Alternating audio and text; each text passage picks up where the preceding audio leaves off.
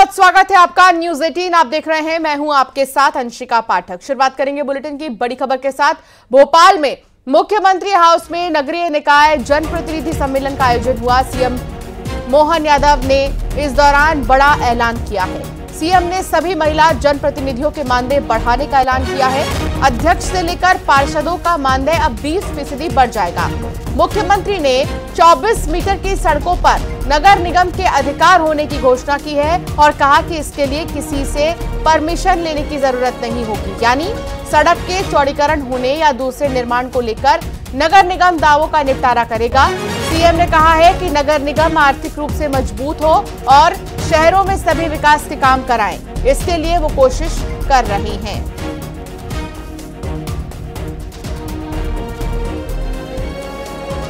देने को लेकर के टीडीआर का एक मुद्दा था कि हम अपना एफआईआर बेचेंगे और ये उसके माध्यम से काम कराएंगे। लेकिन मैं जवाबदारी के साथ कहना चाहूंगा, आज के बाद 24 मीटर से बड़ी सड़कों का कौन कौन से शहर है भाई साहब?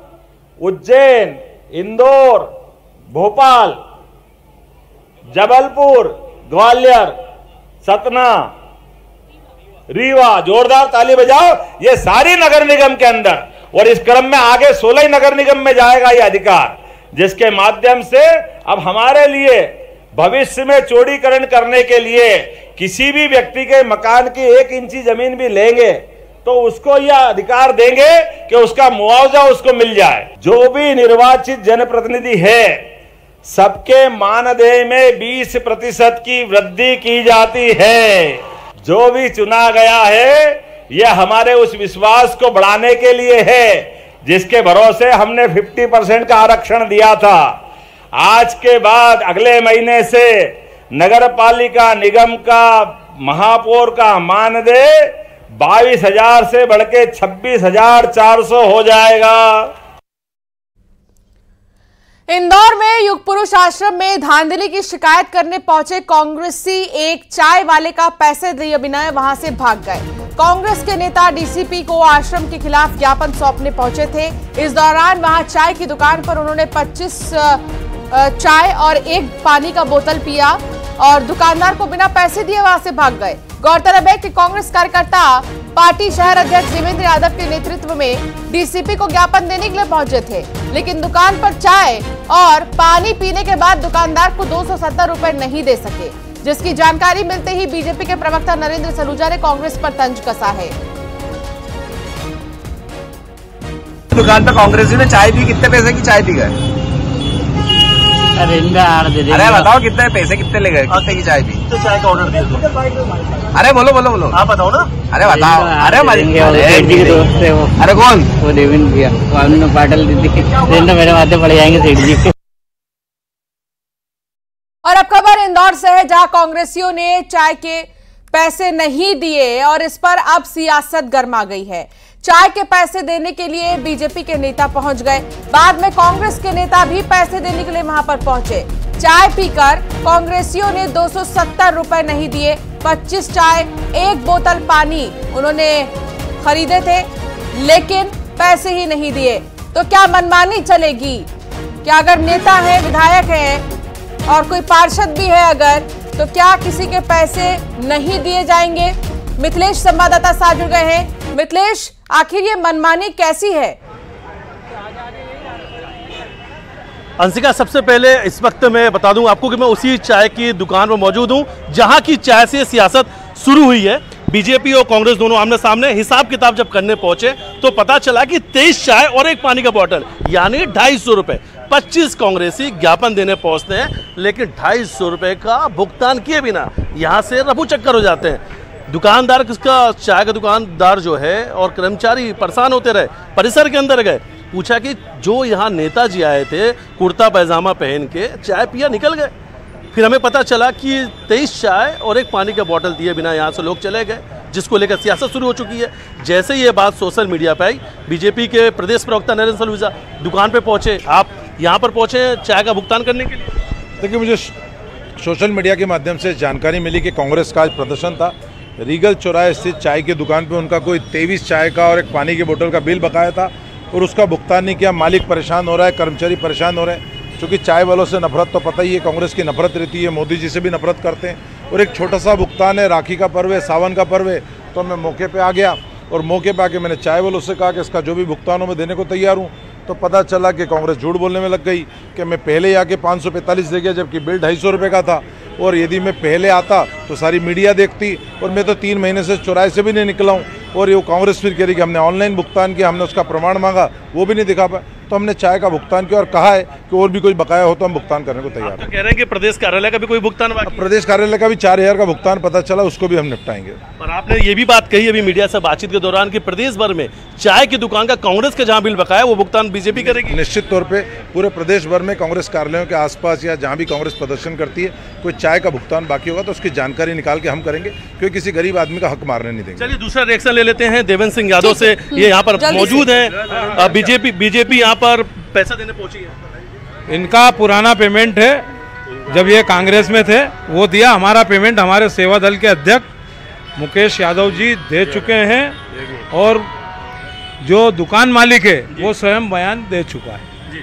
ये फालतू झूठी अफवाह कांग्रेस पार्टी को बदनाम करने के लिए नरेंद्र सलूजा जी की वहाँ कोई पूछ परख नहीं हो रही है, इसलिए वो जो है पब्लिसिटी पाने के लिए इस तरीके का बयान दे रहे हैं। कांग्रेस इसे पब्लिसिटी स्टंट बता रही है, और चाय से मध्य प्रदेश में आज चाय पर सियासत शुरू हो चुकी है, पुराना है। और जो ये मामला इंदौर से अब सामने आया, उसने ये बता दिया है कि चाय पर सियासत भी वाकई में होती है। बहुत शुक्रिया मिथिलेश जानकारी साझा करने के लिए।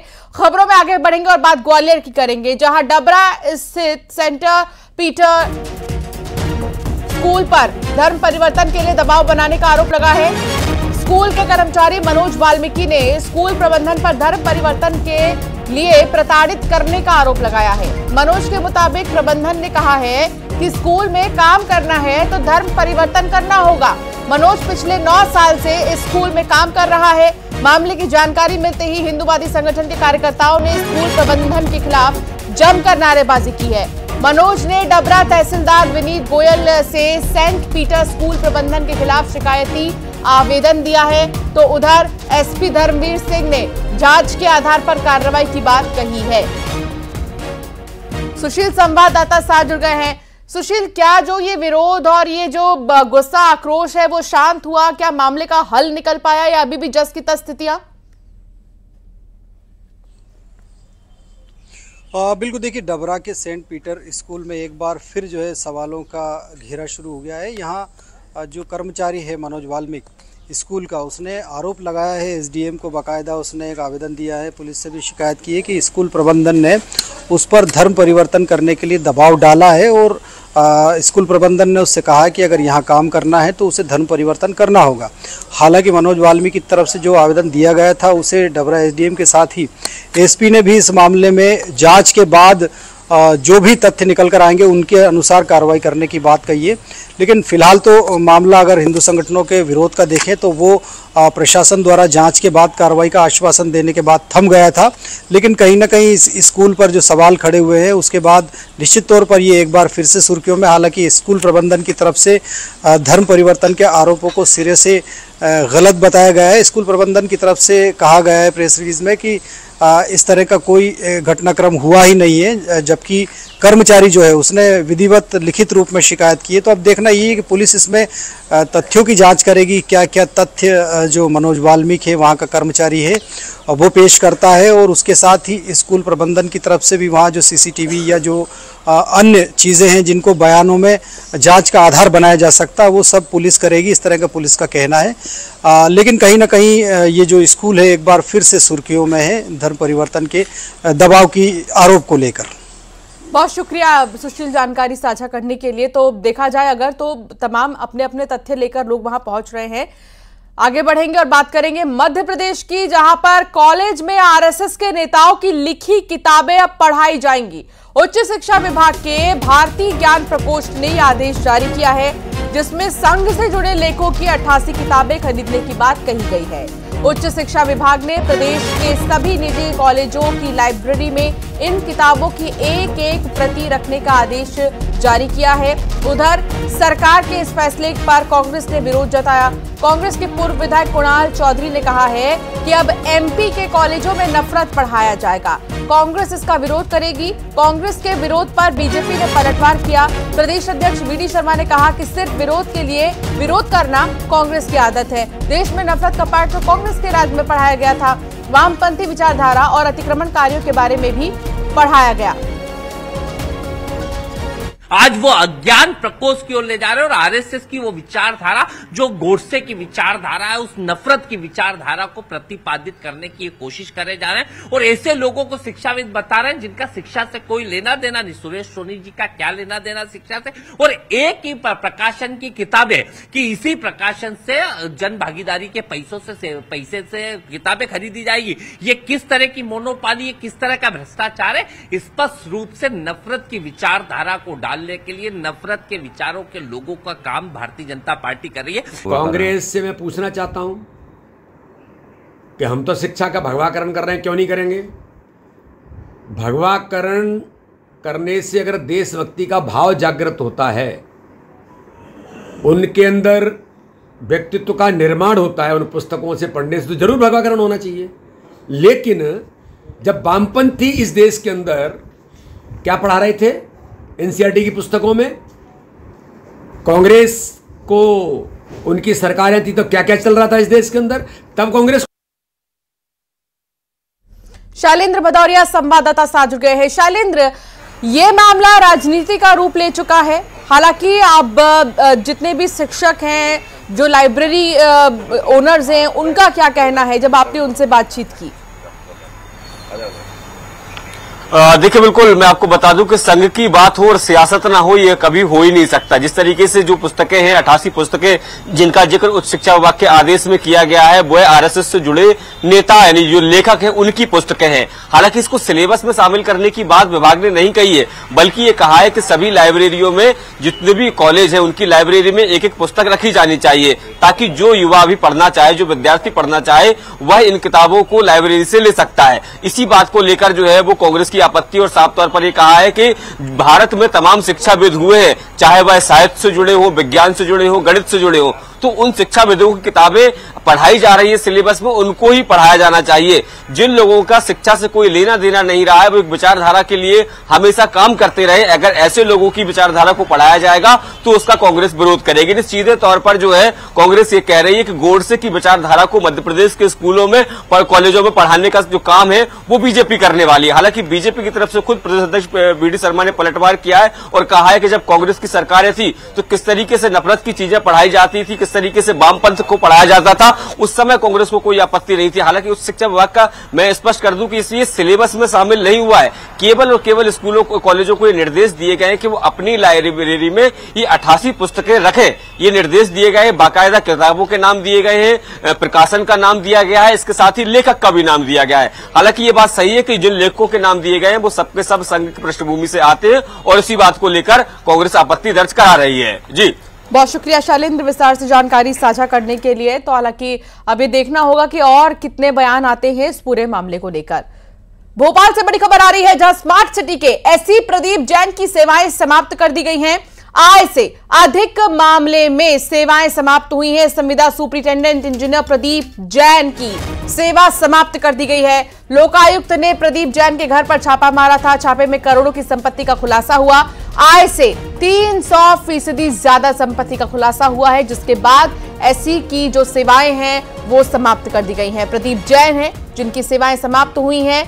जैसे ही छापेमारी की गई तो फिर बहुत सी ऐसी संपत्तियां हैं जिनका खुलासा हुआ, उनकी आय से ज्यादा उनके पास संपत्ति है। अब इसको लेकर जांच पड़ताल होनी है, लेकिन उससे पहले इनकी सेवाएं समाप्त कर दी गई हैं।